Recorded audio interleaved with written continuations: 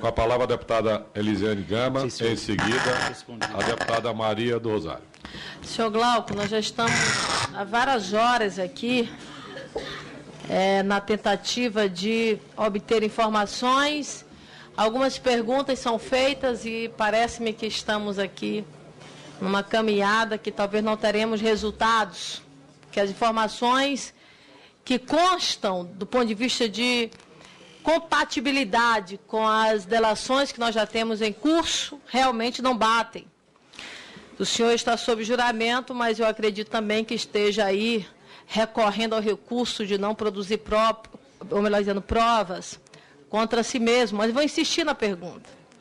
Nós tivemos o Congresso, na verdade, aprovou o orçamento de 2010 com uma restrição, considerando a Abreu e Lima como um dos empreendimentos com indícios de irregularidades graves, muito embora depois nós tivéssemos aí um veto presidencial referente a esse ponto em questão. O que fica muito claro, na verdade, com essa decisão do Congresso, e aí, diante também das investigações, inclusive de sindicâncias internas da Petrobras, a clareza com os aditivos, com os superfaturamentos e com também o pagamento de propinas. Eu pergunto ao senhor, diante dessa situação, qual a atitude que o senhor tomou? O senhor tomou alguma atitude diferenciada?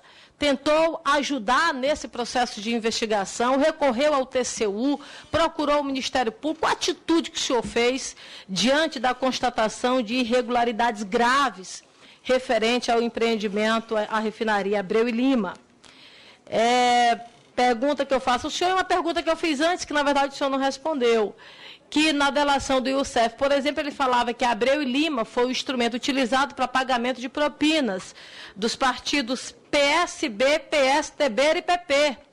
E a minha pergunta é se o senhor teve informações nesse sentido, quem receberiam essas propinas. E, por fim, presidente, eu quero mais uma vez aqui, considerando esses 50 segundos, fazer um apelo aos senhores parlamentares, que é referente à aprovação dos requerimentos e das convocações vitais do nosso foco de investigação.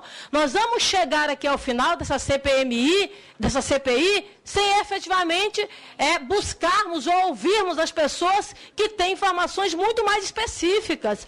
Nós fizemos, por exemplo, a convocação do Vacari. Hoje o Estadão já traz uma informação grave. O próprio Youssef afirmando de que teria entregue R$800 mil na porta do PT. O Vacari precisa vir o quanto antes nessa comissão.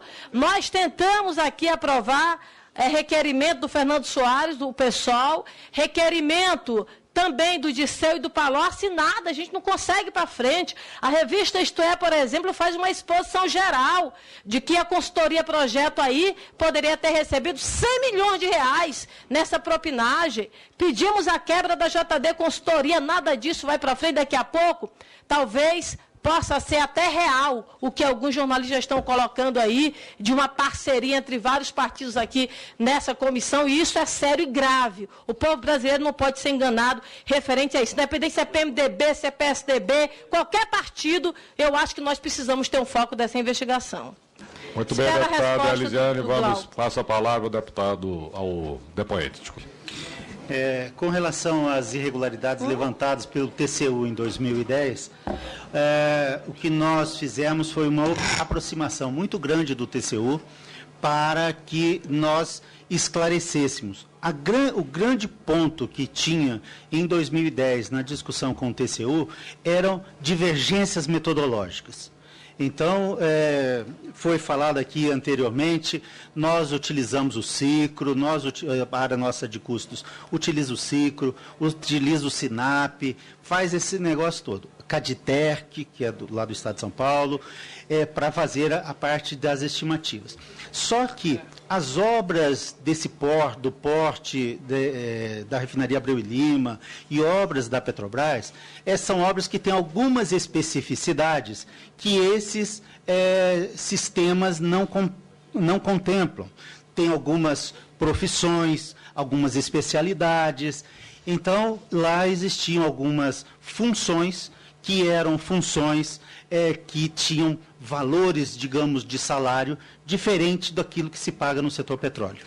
Então, isso foi visto, foi debatido muito com o TCU, e por isso que esses assuntos, desde 2010, que teve essa discussão, eles caminharam, o TCU vem aceitando alguns itens. Um dos itens é a questão da faixa de variabilidade. Foi feito um trabalho extremamente detalhado pelo próprio TCU sobre a questão de variabilidade das propostas, que é uma das ideias de mudança da forma de usar os valores fixos para se fazer uma análise de risco, e da análise de risco calcular o valor real que tem a menos ou a mais na sua proposta.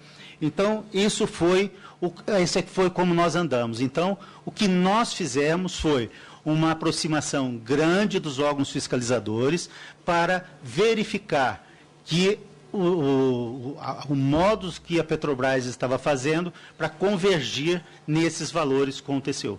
Eu posso garantir que de 2010, hoje ainda não tem esse dado consolidado, que são processos que ainda estão em discussão, mas eles caíram mais de 50% entre o que o TCU dizia lá naquele período para os valores que, após as discussões das áreas técnicas que foram tratadas em cada um dos processos que foram apartados, ter esses dados.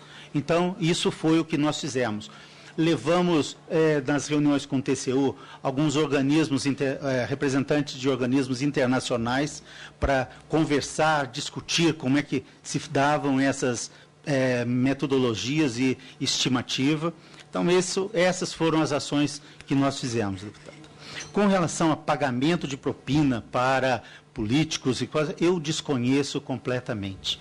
A única coisa que tem foi quando começou a aparecer nos jornais essas informações a respeito desses pagamentos de propina.